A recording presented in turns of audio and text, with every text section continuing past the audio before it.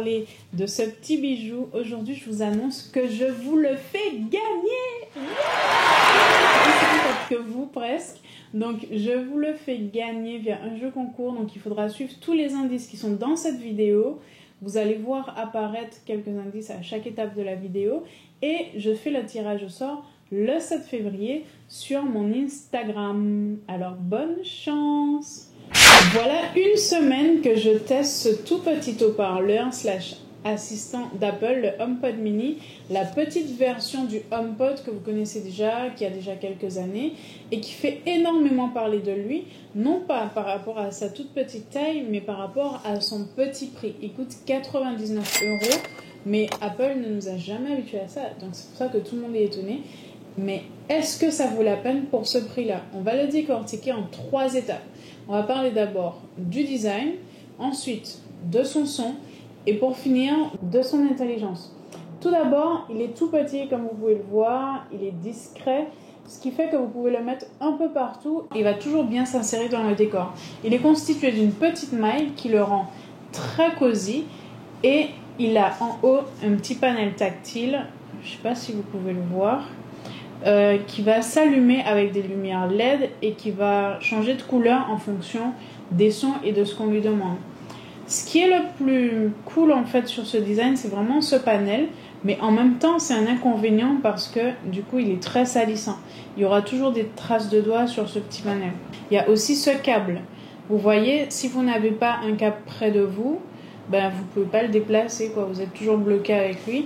Et c'est dommage parce qu'aussi petit soit-il, si vous n'avez pas de prise à côté de vous, ben, vous ne pouvez pas le placer là où vous voulez.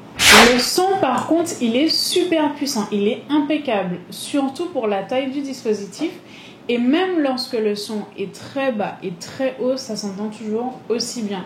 De l'autre côté, Siri, il entend aussi bien si le volume est bas que si le volume est haut.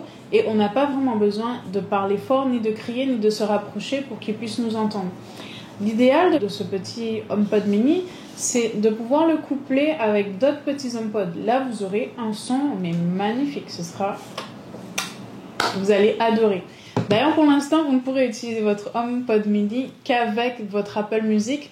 Ça ne fonctionne pas encore avec d'autres applications comme Spotify ou Deezer, mais je pense que ça ne devrait pas tarder le temps que les applications en fait se mettent à jour et puissent l'envoyer sur le HomePod Mini. En revanche, la façon dont vous envoyez de la musique de votre iPhone vers votre HomePod Mini, elle est vraiment classe, elle est top. Et ça, c'est vraiment cool. Au niveau de l'assistant, Siri peut tout faire ou pas, tout dépend de ce que vous allez lui demander. Et la quantité d'objets compatibles que vous aurez chez vous.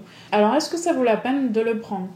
Je dirais qu'au niveau de l'assistant, il n'est pas encore totalement au point, mais si votre maison est déjà dans l'écosystème Apple, il va vous être très utile. Il sera très adapté et surtout, ce sera un bon rapport qualité-prix par rapport au HomePod normal qui est dans les 300 €. Par contre, si la maison n'est pas connectée, son meilleur atout, ce sera les haut-parleurs. À ce moment-là, comme je vous ai dit précédemment, il vaut mieux le coupler avec plusieurs petits HomePod comme celui-là, et là vous aurez un son de ouf. Alors dites-moi dans les commentaires si vous l'avez déjà, qu'est-ce que vous en pensez, si vous êtes d'accord avec moi, et puis je vous souhaite bonne chance pour le concours. Ciao!